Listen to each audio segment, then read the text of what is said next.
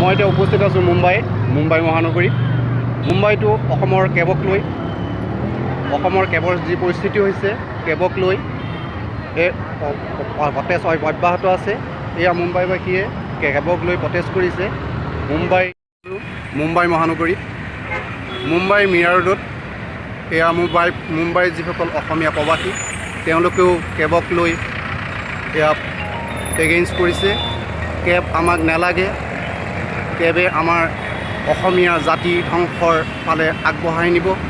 তেওঁলোকে এয়া আহি মুম্বাই মিৰা ৰোডত এয়া প্ৰতিবাদ সাব্যস্ত কৰিছে। এয়া চাওক, মুম্বাই মহানগৰীত থকা প্ৰবাসীসকলে কেনেকৈ কেবৰ বিৰুদ্ধে আচৰণ কৰিছে এইখিনি চাওক আপোনালোকে। মুম্বাই মহানগৰী মিৰা নগৰীত হোৱা এই প্ৰতিবাদ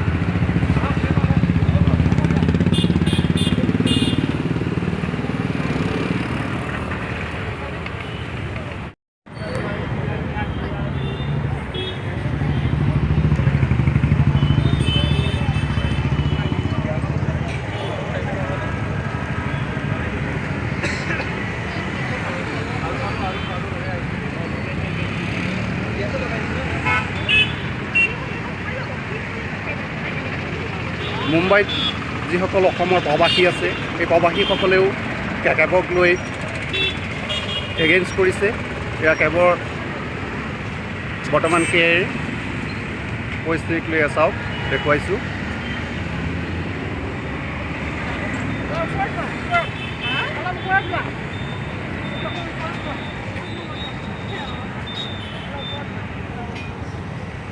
অসমীয়া জাতিৰ ভাষা, অসমৰ ভৌগোলিক পৰিসীমা সকলোবোৰ এক অনিশ্চয়তাত পেলাই দিছে।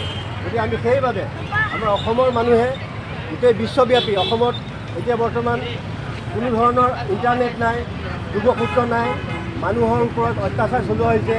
এতিয়ালৈকে চাৰিজন মানুহ এই এটা প্ৰতিবাদত নাগৰিকৰ 5জন হ'ল।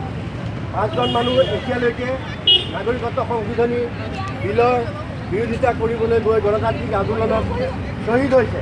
গতিকে আমি মুম্বাইবাসী ৰাইজে আমি চুপচাপ বহি থাকিলে নহ'ব। আমি সকলোৱে ইতিমধ্যে আৰম্ভ কৰিছোঁ ইয়াৰ চৰকাৰৰ এই দমন নীতিৰ বিৰুদ্ধে। চৰকাৰক আমাৰ এই আন্দোলন চলি থাকিব। আপোনালোকে ইতিমধ্যে জানে যে আমি অসমত ইতিমধ্যে হাজাৰ বাহিৰৰ পৰা অহা মানুহ, বিদেশী মানুহ, এই বিদেশী মানুহবোৰে অসমত অলৰেডি বসবাস কৰি আছিলে আৰু 1900